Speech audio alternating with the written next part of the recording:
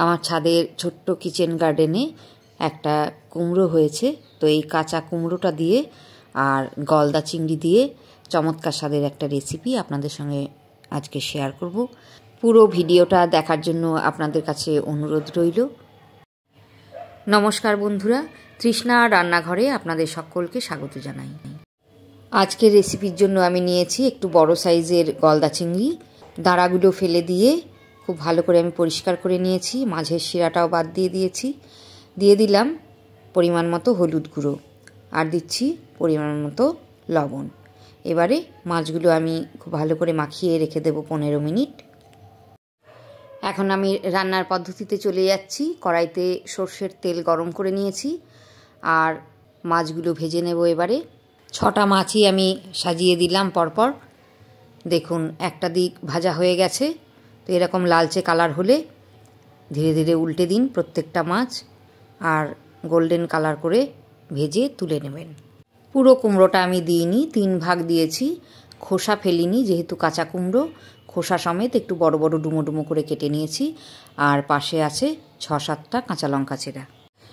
এবারে মাছ ভাজার তেলেই আমি দিয়ে দিলাম 1 চামচ কালো জিরে ফোড়ন, আর কাঁচা লঙ্কা আর ডুমো করে কাটা কুমড়োটাও দিয়ে দিলাম। এবারে আমি কুমড়োটা ভালো করে নেড়ে দিচ্ছি। দিয়ে দিলাম একটা তেজপাতা আর একটা গোটা শুকনো লঙ্কা, এটা আপনারা ফোড়নেও দিতে পারেন।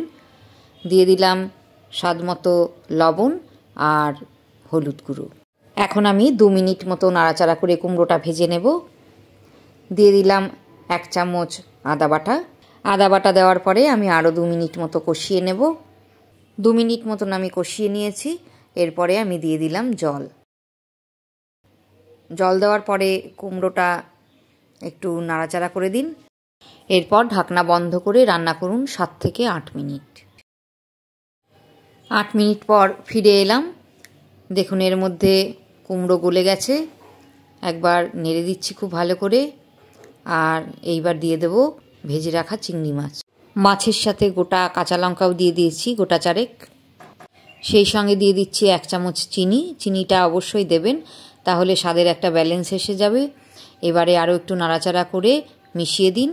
আর এবারে ঢাকনা বন্ধ করে আরও একবার 5 থেকে 6 মিনিট মতন আমি জাল করে নেব, যাতে মাছের ফ্লেভারটা সমস্ত ঝোলে মিশে যেতে পারে। কাঁচা কুমড়ো দিয়ে গলদা চিংড়ির ঝোল একদম রেডি।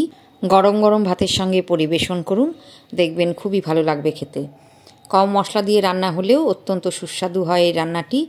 কেমন লাগলো আজকের রেসিপি কমেন্টস করে আমাকে জানাবেন।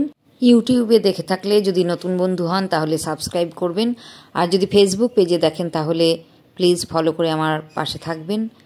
আবার দেখা হবে অন্য কোনো ভিডিওয়।